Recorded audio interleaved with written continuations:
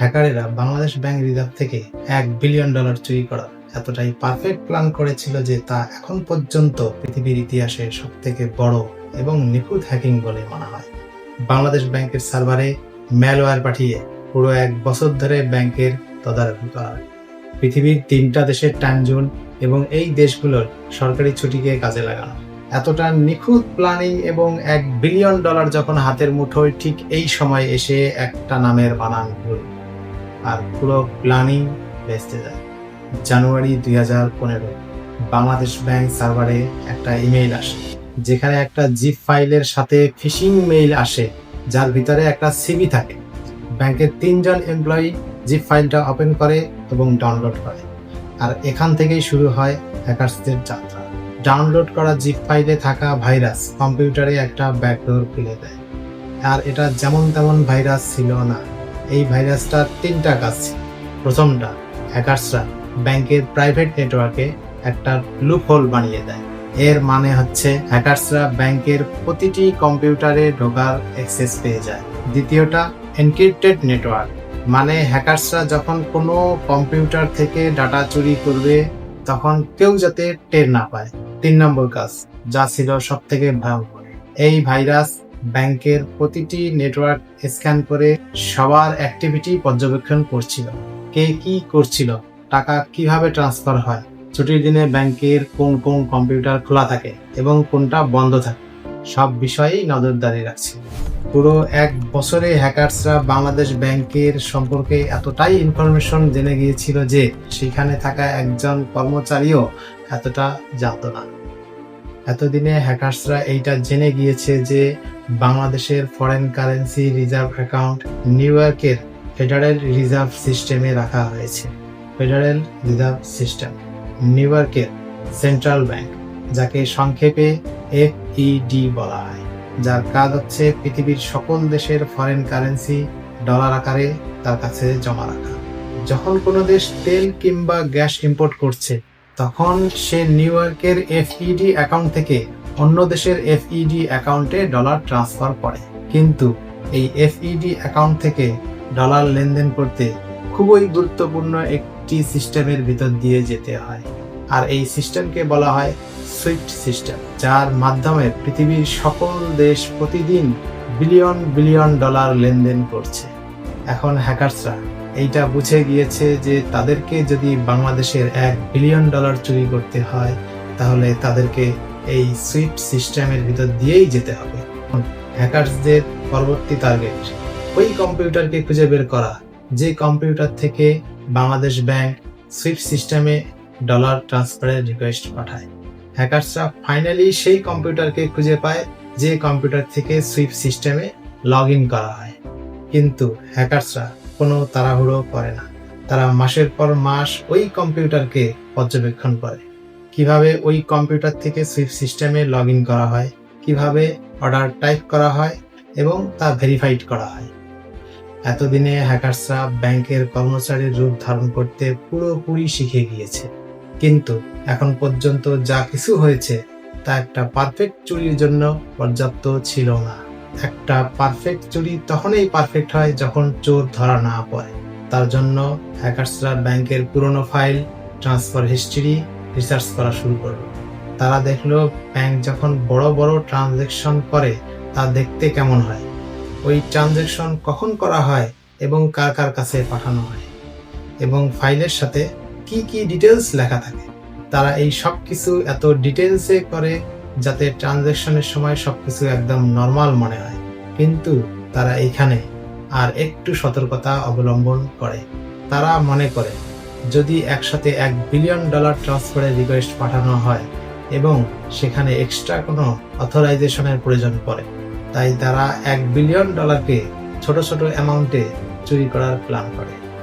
মে 2015 ফিলিপাইনের রাজধানী Manila RCBC ব্যাংকে ভুয়া নাম পরিচয়ে 5টি অ্যাকাউন্ট এবং শ্রীলঙ্কায় 1টি অ্যাকাউন্ট খোলা হয়, যার প্রতিটিতে $500 করে রাখা হয়।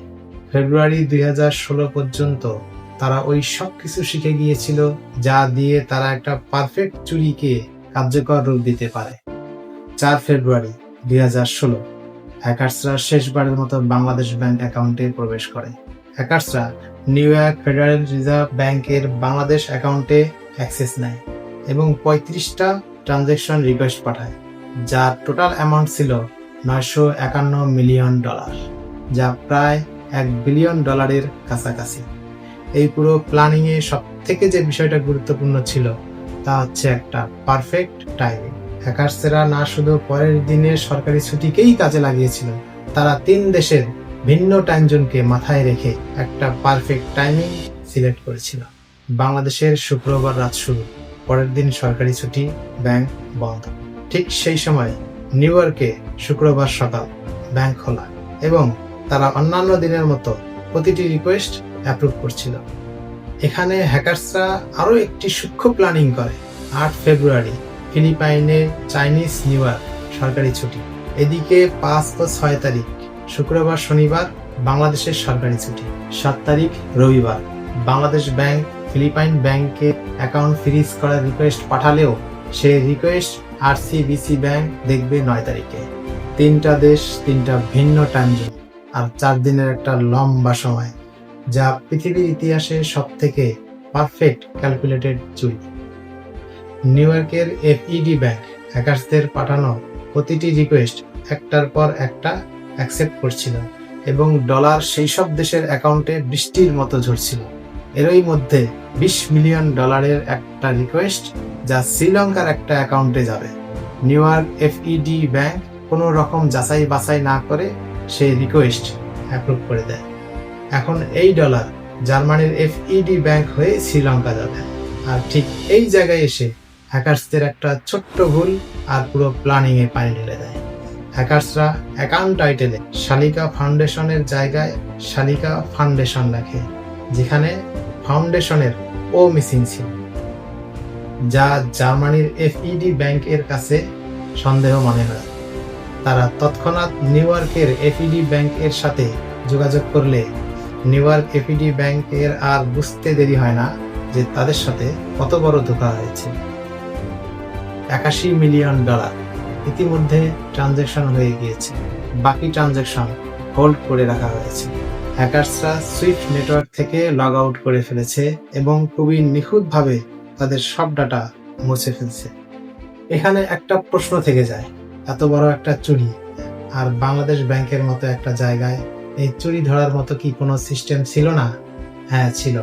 বাংলাদেশ ব্যাংকের ভিতরে একটা এইচপি লেজার জেট প্রিন্টার ছিল, যার কাজ ছিল প্রতিটি সুইফট নেটওয়ার্কের ট্রানজ্যাকশন প্রিন্ট করা। আর এই বিষয়টাও হ্যাকার্সদের নজরে ছিল। তারা সেই প্রিন্টারকে এমনভাবে হ্যাক করে যে প্রিন্টারে প্রিন্ট তো হবে, কিন্তু প্রতিটি কাগজ শুধু সাদা প্রিন্ট বের হবে। 7 তারিখ রবিবার বাংলাদেশ ব্যাংকের জন্য দুঃস্বপ্নের থেকেও কোনো অংশে কম ছিল না। সুইফট সিস্টেম লক হয়ে গিয়েছিল। যতক্ষণে ব্যাংক স্টাফ সুইফট সিস্টেম খুলেছে, ততক্ষণে $81 মিলিয়ন বাংলাদেশ ব্যাংক রিজার্ভ থেকে চুরি হয়ে গিয়েছে। হ্যাকার্সরা টোটাল 35টা রিকোয়েস্ট পাঠিয়েছিল, যেখান থেকে কেবল 5টা রিকোয়েস্ট অ্যাপ্রুভ হয়েছিল। বাকি $850 মিলিয়ন রিকোয়েস্ট হোল্ড করে রাখা হয়। এদিকে $81 মিলিয়ন যা ফিলিপাইনের আরসিবিসি ব্যাংকে গিয়েছে, তার কি হলো? বাংলাদেশ থেকে ফিলিপাইনের আরসিবিসি ব্যাংকে একটা স্টক পেমেন্ট রিকোয়েস্ট পাঠানো হয়েছিল, কিন্তু সেদিন ফিলিপাইনের সরকারি ছুটি থাকায় তারা সেই রিকোয়েস্টের উত্তর দিতে পারে নাই। 9 তারিখ সকাল ব্যাংক খোলার সাথে সাথে ওই 5টি অ্যাকাউন্ট থেকে $81 মিলিয়ন উইথড্র করে নেওয়া হয়। এরপর আরসিবিসি ব্যাংক তাদের সুইফট সিস্টেম লগ ইন করে এবং বাংলাদেশের রিকোয়েস্ট দেখতে পায়। এখানে আরসিবিসি ব্যাংক ম্যানেজারকে পুরো ঘটনায় জড়িত থাকার সন্দেহ করা হয়, যে অ্যাকাউন্টে গত 1 বছরে কোনো ধরনের অ্যাক্টিভিটি নেই, সেই অ্যাকাউন্টগুলোকে কেন একসাথে এতগুলো টাকা দেওয়া হলো। পরবর্তীতে এই টাকা ফিলিপাইনের বড় বড় ক্যাসিনোর সাহায্যে হংকংয়ে চলে যায়। এদিকে বাংলাদেশ ব্যাংকের যেমন $81 মিলিয়ন হারানোর শোক ছিল, ঠিক তেমনি $850 মিলিয়ন না হারানোর আনন্দ ছিল। এখানে একটা বিষয় আবারও প্রমাণিত যে চোর যতই চালাক হোক না কেন, ভুল সে করবে, আর এই ভুল থেকে শিক্ষা নিতে হবে আমাদের সবাইকে। যেমন ভুল থেকে শিক্ষা নিয়েছিল সেই চোরেরা, যাদের $1 বিলিয়ন না পাওয়ার শোক আছে। আবার ঠিক এই ভুল থেকে শিক্ষা নিয়েছিল আমাদের বাংলাদেশ ব্যাংক, যাদের $81 মিলিয়ন হারানোর শোক।